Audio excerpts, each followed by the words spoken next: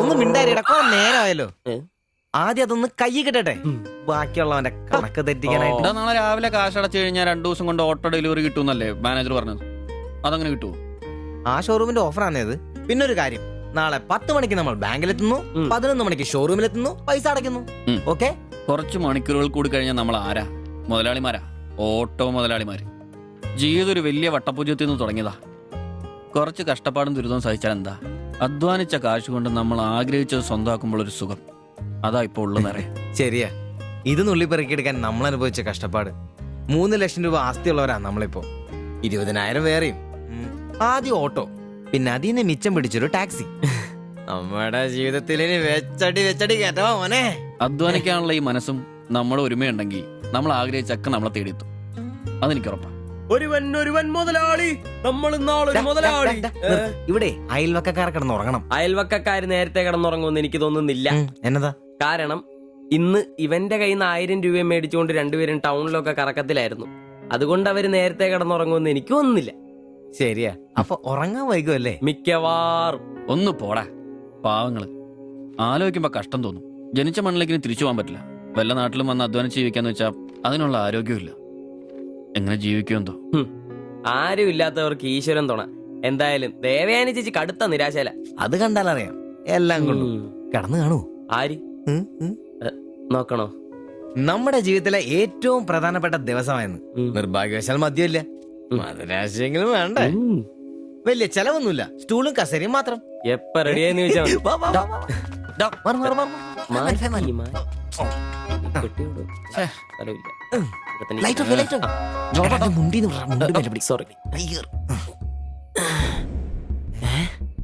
എന്നെ ഉറക്കടോ അത്? വായിന്ന് ചോരയാന്നോ? ഉറക്കമല്ലേ? എടാ സിബി വിളിക്ക്, എന്തോ പന്തികേടുണ്ട്. സിബി വിളി. എന്നാടാ എന്നാ? ഒന്ന് കേറി നോക്കണേ, എന്താ എന്നാ പറ്റിയെന്നറിയില്ല. അയ്യോ എടാ പിടിച്ചു കയറി നോക്കി. എടാ എന്തെങ്കിലും ഒന്ന് പറയടാ. അയ്യോ വാടാ.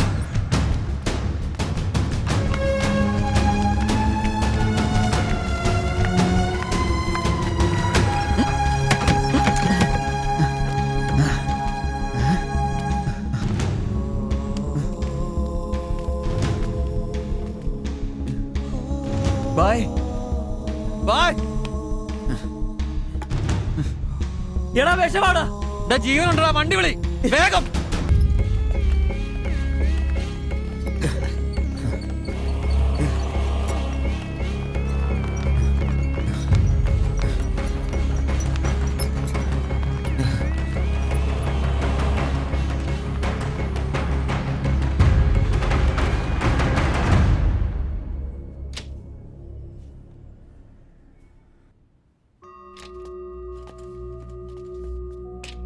നിങ്ങളാണോ ബംഗാളി ഫാമിലി കൊണ്ടുവന്നവർ? അതെ സർ.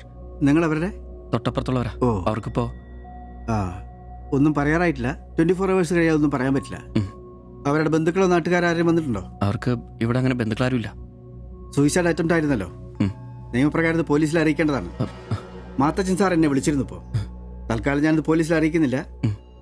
പക്ഷെ അവർക്ക് എന്തെങ്കിലും സംഭവിച്ചാൽ ഐ എം ഹെൽപ്ലെസ്. സാറിനോട് ഞാൻ അത് പറഞ്ഞിട്ടുണ്ട്. എന്തായാലും പ്രാർത്ഥിക്കേ നല്ലതിന് വേണ്ടി. ആൻഡ് നിങ്ങൾ ഇവിടെ കാണണം. എപ്പോഴും ആവശ്യം വരാന്നറിയില്ലോ. ഞാൻ റൂമിൽ തന്നെ കാണാം.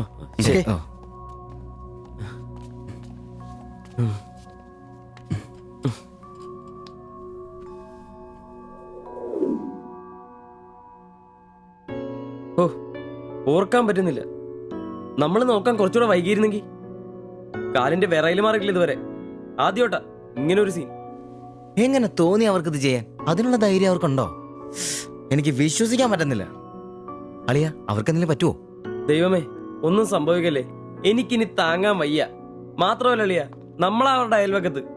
പോലീസിനോട് നമ്മൾ സമാധാനം പറയേണ്ടി വരും. എന്റെ മാതാവേ. ഒന്നും മിണ്ടാതിരടാ, അങ്ങനെയൊന്നും സംഭവിക്കില്ല. അളിയ, എന്തിനായിരിക്കും ഒരു ഈ കടുങ്കൈ ചെയ്തത്? ഇനി ചേച്ചിക്ക് വല്ല അവിഹിത ഗർഭവും. ഒന്ന് പോടാ. ബായി എല്ലാം നമ്മളോട് പറഞ്ഞിട്ടുള്ളതല്ലേ. അറിയാവുന്ന ജോലി ചെയ്യാനുള്ള അവസരവും കഷ്ടപ്പെട്ട് ജീവിക്കാനുള്ള ആരോഗ്യമില്ല. നാളെ എന്താവുന്നൊരു നിശ്ചയമില്ല. ജീവിതം കൈവിട്ടു പോയെന്ന് അവർ ചിന്തിച്ചു കഴിഞ്ഞാൽ തെറ്റു പറയാൻ പറ്റുമോ? നീ എന്താ പറഞ്ഞു വരുന്നത്? അവർ ചെയ്ത് ശരിയാന്ന? അവർ ചെയ്തത് ശരിയാണെന്നല്ല, നമ്മൾ ചെയ്തത് തെറ്റാണെന്ന്. അതിന് നമ്മൾ എന്നാ ചെയ്തു? നമ്മളൊന്നും ചെയ്തില്ല, അതാണ് തെറ്റ്. ബായുടെയും ചേച്ചിയുടെയും പ്രശ്നങ്ങൾ ആകെ അറിയാവുന്ന നമുക്കാ. അവർക്ക് വേണ്ടി നമ്മൾ എന്തെങ്കിലും ചെയ്തിട്ടുണ്ടോ? എനിക്കതൊന്നും അറിയത്തില്ല. ഇവിടെ ഒരു ഗതിയും പരഗതിയില്ലാത്ത നമ്മൾ എന്ത് ചെയ്യാനാ? എടാ, എല്ലാം തികഞ്ഞിട്ട് ആർക്കും ആരെയും സഹായിക്കാൻ പറ്റിയല്ല. ഇനി ഒന്നും പറഞ്ഞിട്ട് കാര്യമില്ല. ഇനി അവർക്കൊന്നും സംഭവിക്കാതിരിക്കാൻ വേണ്ടി പ്രാർത്ഥിക്കാം. അതിനെ കഴിയൂ.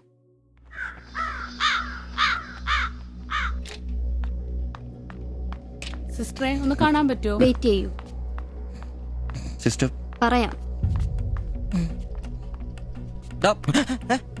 എന്നാ കുഴപ്പയോ? അറിയില്ല, നീ വാ. ശ്വാസം വിടൂ, ശ്വാസം വലിച്ചു വിടൂ. Doctor, Yes. ഐസിയുലെ പേഷ്യന്റിന് സീരിയസ് ആണ്. ജസ്റ്റ് വെയിറ്റ്, ഞാനിപ്പോൾ വരാം. പേടിക്കാനൊന്നുമില്ല. He is perfectly all right now. ഞാൻ അയാളോട് സംസാരിച്ചിരുന്നു. മനഃപൂർവ്വം ചെയ്താണെന്ന് അയാൾ പറയുന്നത്. എന്തോ സാമ്പത്തിക വിഷമം. അയാളൊരു ഹാർട്ട് പേഷ്യന്റ് കൂടിയാണ്. വാൽവിനൊരു പ്രോബ്ലം. അതിന്റെ വലിയ നിരാശയിലാണ്. അപ്പോ ആ ചേച്ചിക്ക്? ഏയ്, അവർക്ക് കുഴപ്പമൊന്നുമില്ല.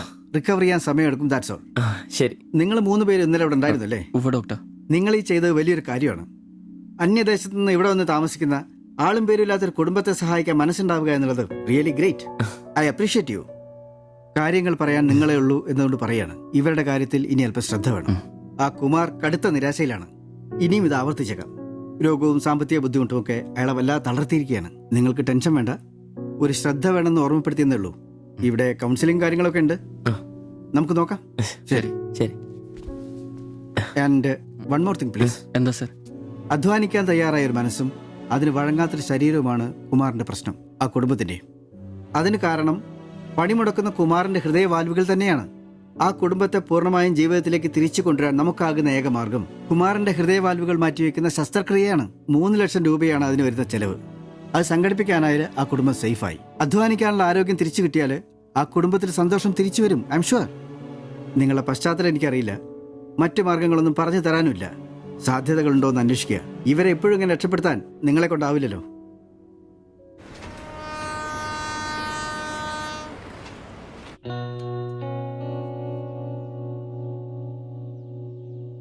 ഇന്നാണ് ഓട്ടോ ബുക്ക് ചെയ്യേണ്ട ദിവസം.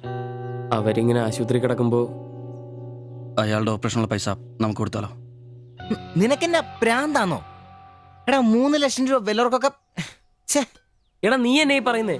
നമുക്ക് ഓട്ടോറിക്ഷ വാങ്ങണ്ടേ, രക്ഷപ്പെടണ്ടേ? നമ്മൾ ചെറുപ്പമല്ലേ അളിയാ? അധ്വാനിക്കാനുള്ള മനസ്സും അതിനുള്ള ആരോഗ്യം ദൈവം നമുക്ക് തന്നിട്ടില്ലേ? എടാ, രാവും പകലും കഷ്ടപ്പെട്ട് അധ്വാനിച്ചുണ്ടാക്കിയ കാശാ അത്. അത് ചുമ്മാ ആർക്കെങ്കിലൊക്കെ കൊടുക്കാന്നൊക്കെ പറഞ്ഞ. അളിയ, നീ ഒന്ന് ആലോചിച്ച് നോക്ക്. നമ്മൾ വിചാരിച്ച ആ കുടുംബത്തിന് എന്നേക്കുമായിട്ട് ജീവിതത്തിലോട് തിരിച്ചുകൊണ്ടുവരാൻ സാധിക്കും. ഇനി അങ്ങനെ ചെയ്തില്ലേലും നമ്മളോട് ആരും ചോദിക്കല്ല. പക്ഷെ ചെയ്താ നമ്മൾ ഇന്ന് വാങ്ങാനിരിക്കുന്ന ഓട്ടോയെക്കാളും ഇരട്ടി വിലയുള്ള സമ്പാദ്യമായിരിക്കും അത്. ഇങ്ങനെയൊക്കെ ചിന്തിക്കുന്നതുകൊണ്ട് തന്നെ നമ്മളൊരിക്കലും ഗതി പിടിക്കാത്തത്. ഇടാ, നമ്മൾ ഗതി പിടിക്കാൻ വൈകുന്നതുകൊണ്ട് വേറെ ആരെങ്കിലും ഗതി പിടിക്കുന്നുണ്ടെങ്കിൽ അത് നല്ലതല്ലേ? ജീവിതത്തിൽ ഇനി അവസരമുള്ള നമ്മൾ ഒരിക്കലും അവസരമില്ലാത്തവർക്ക് വേണ്ടി ഒരു ചെറിയ സഹായം ചെയ്യുന്നു. അവരിനി ആത്മഹത്യക്ക് ശ്രമിച്ചേക്കാന്നല്ലേ ആ ഡോക്ടർ പറഞ്ഞത്? അങ്ങനെ സംഭവിച്ചാ ഇന്നലത്തെ ആ കാഴ്ച തന്നെ എന്റെ മനസ്സിൽ നിന്ന് പോയിട്ടില്ല.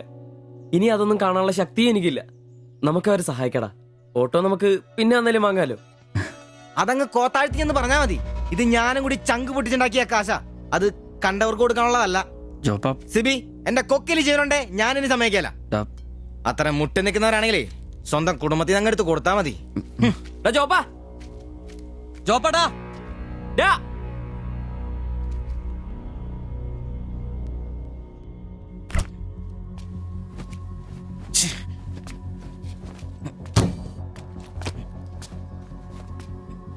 ഡാ ജോപ്പാ.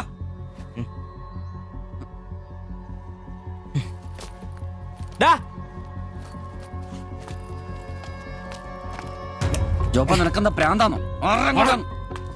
ജോപ്പ, നിന്റെ വാരുന്ന പഴാണോ? ഇതൊക്കെ കെട്ടിപ്പറക്കി എങ്ങോട്ടാണ്? ഒരുമിച്ചുള്ള പൊറുതി ഞാനങ്ങ് നിർത്തി. ജോപ്പ, ഒരു നിസ്സാര കാര്യത്തിന് വേണ്ടിട്ട് വെറുതെ. നിസ്സാര കാര്യോ? അത് നിനക്കും ഇവനും അന്തസ്സോടെ ജീവിക്കാൻ ഞാൻ ഉണ്ടാക്കിയ എന്റെ കാശ് വേറൊരാളെ തീറ്റിക്കാൻ ഞാൻ സമ്മതിക്കില്ല. ഹാ, നീ എന്നെ അത്രയും ചൂടാവുന്നേ? ഒരു നല്ല കാര്യത്തിന് വേണ്ടിയല്ലേ, അല്ലാതെ വെള്ളം അടിച്ചു കളയാൻ വേണ്ടല്ലോ. ഞാൻ വേറൊന്നും പറഞ്ഞില്ലല്ലോ. നല്ല കാര്യം ചെയ്യാൻ അവനവന്റെ പൈസ നിർത്താൻ മതി. ആ 3 ലക്ഷത്തിൽ തൊടാൻ ഞാൻ സമ്മതിക്കില്ല. നിങ്ങൾ എന്തൊക്കെ പറഞ്ഞാലും ഞാൻ ഇനി സമ്മതിക്കില്ല. സമ്മതിക്കാതിരിക്കാൻ നിന്റെ തന്ത ഉണ്ടാക്കിയ കാശ്. എന്റെ തന്ത ഉണ്ടാക്കിയ കാര്യമല്ല പറഞ്ഞത്, ഞാനും കൂടി ഉണ്ടാക്കിയ മുതലായത്. നിനക്കൊക്കെ അത്ര എന്റെ വിഹിതം തിരിച്ചാടാ. നിന്റെ അടുത്ത് അഭിപ്രായം ചോദിച്ചേ ഉള്ളൂ. നിന്റെ പൈസ നിനക്ക് എന്നാന്ന് വെച്ചാൽ ചെയ്യാം. ഒരാളും നിന്റെ അടുത്ത് ഒന്നും ചോദിക്കാം. ദാരിദ്ര്യത്തിലും പട്ടിണിയിലും ഇത്രയും കാലം ഒരുമിച്ച് വെച്ചിട്ട് കാശിന്റെ പേരില് ഇതുവരെ നമുക്കിടയിൽ എല്ലാത്തിനും ഒരു തീരുമാനം ഉണ്ടായിട്ടുള്ളൂ. ഇതിലും അങ്ങനെ തന്നെ മതി. ജോപ്പാ നിനക്ക് ഇഷ്ടമല്ലെങ്കിൽ വേണ്ട. നമ്മൾ അധ്വാനിച്ച പൈസ നമ്മൾ തന്നെ അനുഭവിക്കുന്നു. നമ്മളൊരു ഓട്ടോ ബുക്ക് ചെയ്യുന്നു, അവരവരുടെ വിധിക്ക് വിടുന്നു. ശ്ശേ.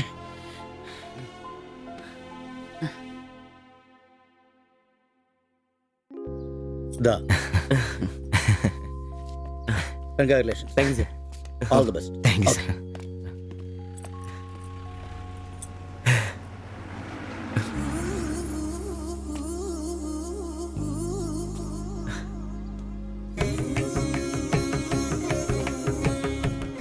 ഒട്ടു പുറത്തിറങ്ങുന്ന മുമ്പേ ചെറിയൊരു ചടങ്ങ്.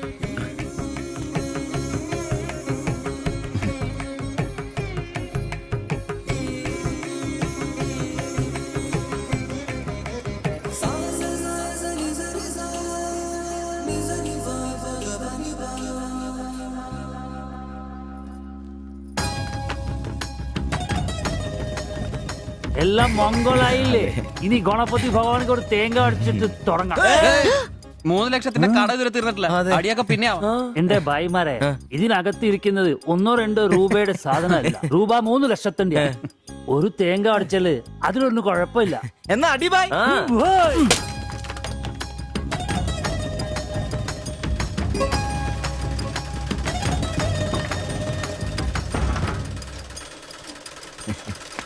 അപ്പോ ഞങ്ങളും ഒരു ഓട്ടോ മുതലാളിമാരായി. നമുക്കിത് ആഘോഷിക്കണ്ടേ? ഇനി മുതൽ നന്നായിട്ട് അധ്വാനിക്കണം.